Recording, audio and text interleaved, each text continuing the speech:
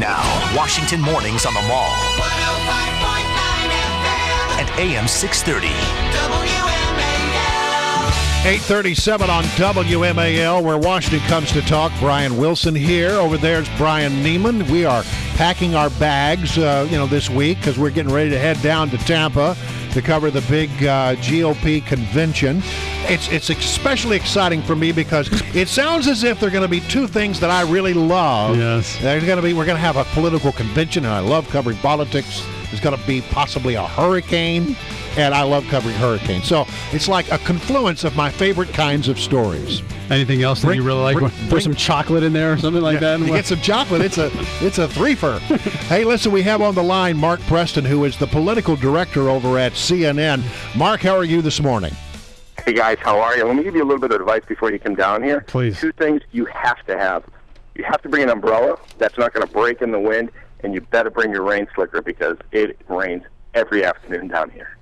Okay, good to know. Now, we can talk about the hurricane and whether, there are preparations and all that kind of stuff in a minute, but there's been a political storm of late having to do with Representative Todd Akin. You have at your fingertips the worldwide resources of CNN, so tell me what you're picking up about that story.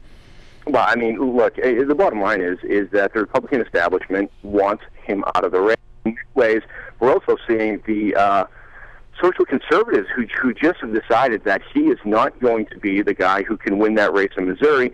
So, not only does it hurt Mitt Romney, right, because Mitt Romney wants to be talking about the economy, but it's really putting that Senate seat in Missouri in jeopardy. And if you talk to the Republican strategists who run the campaign committee, they'll tell you if Akin stays in, they're going to lose that seat, and then that could jeopardize Republicans taking back the Senate in November. So it's kind of a twofold story going on. All right, but we have a lot of people from all walks of life within the Republican Party, conservative to Washington establishment, moderate, whatever you want to call it, saying to him, hey, get out of the race, including those in Missouri. Is there, and apparently Akin told Good Morning America this morning that, in fact, Paul Ryan called him, asking him to get out of the race. Do we know who Todd Akin may listen to, or is he just saying, you know what, the heck with you guys, I'm going to stick in no matter what?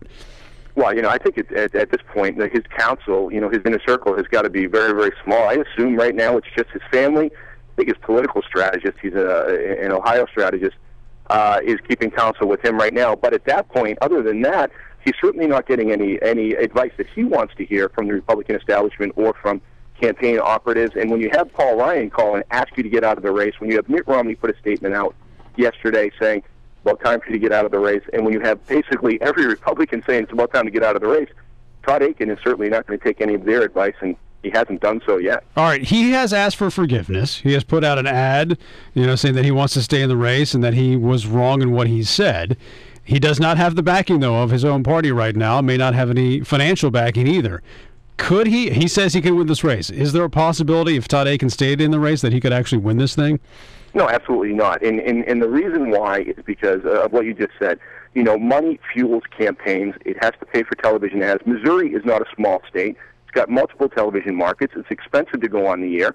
And when you have Reince Priebus come out yesterday and say, we're pulling any of our RNC money out of there, any of that victory money, when you have the NRSC saying, we're pulling our money out of there, when you have donors saying, in third-party groups saying, we're not going to spend any money on the race, how does he run a campaign? He will get support, certainly, from some folks in Missouri, but it's not going to be enough to defeat Claire McCaskill in November. So he is really, talk about like running on fumes at this point.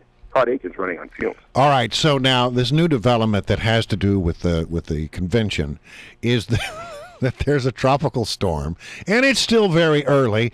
But I must say, as I'm looking at the hurricane tracks and the prognostications and all of the assessments of where this thing may go, you notice that all of the models are sort of tightly packed. And if you take the average of all of those models, it's headed right for Tampa. Now, are they prepared for that? It's really funny that we're having this conversation because before I got on the phone with you all, I literally was with the mayor of Tampa outside looking out across the bay and just talking about this. What he told me is when they put the bid in to get the RNC here, they did all the calculations, and it was a minimal chance that a hurricane was going to come up this way. Right. Well, of course, now we're looking at the tracks. bottom line, what he said is that they're fully prepared to get people out of here if they need to be. And in fact, you know, the reason why they're having the convention and what have you here, obviously, is because Florida is very important. But he said, from his perspective, he's a Democrat now, that politics is not going to play any part in this. And if he decides to make the call and get people out of here, then he's going to make the call and get people out of here. And I can tell you, I can't imagine that any Republican officials are going to disagree with him at that point. But at this stage of the game, we don't really know where the hurricane's going. What people are not talking about, though, is that if that hurricane hits Miami, if that hurricane hits anywhere else leading up to the convention, there will be some thought, it has to be some thought among convention organizers about delaying the convention. We saw that back in 2008 when the hurricane came up and marched into Louisiana. We were all up in Minnesota at that time, and they had to delay the convention by a day. So we don't know what's going to happen, but it certainly added a little bit of more theater to what we're going to see here next week. Yeah, you're right, and it does look like it's headed. They now have the track at Key West at 2 a.m. Monday morning, and then it's just a hop, skip, and a jump into the Miami area from there. So, yeah, you're right about that. By Monday, we'll have some better sense of it. One of the worst case scenario for Tampa is that it goes across the peninsula into the Gulf of Mexico, builds and continues moving north, and then curves back northeast, and that would put it right in Tampa Bay.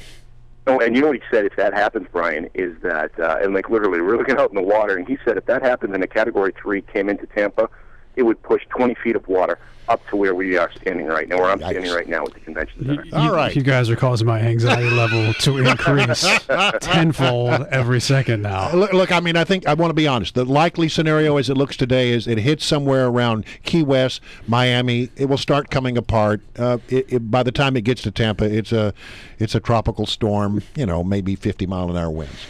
All right, Mark, you stay with Brian, and when we go down there, you guys can ride out the hurricane, and I'll leave. How about that? That makes sense. Good to talk to you. Mark Preston, CNN's political director, here with us. Well, that's interesting, though, what he says. It's the mayor's call. And he's a Democrat. The mayor of Tampa to declare whether or not there needs to be an evacuation of the city. I would think that there would be some conversations with Republican officials whether or not to do that or not, and you do have to side on the caution side. But the other thing is that if it does hit Miami, if it hits Key West, but definitely especially Miami, I mean, all of the local attention from the TV news, radio news in Florida will be on the hurricane. There won't be as much attention on the convention. On the convention, which is what they were really hoping for. They wanted to have a lot of positive coverage within the state because they feel like it's a state that they can win if they get a good spin out of the convention. Look, this is not going to be New Orleans. This hurricane does not. It's still a tropical storm right now. It doesn't seem to have that kind of muscle. It doesn't look like it's going to be a Category 3, maybe a Category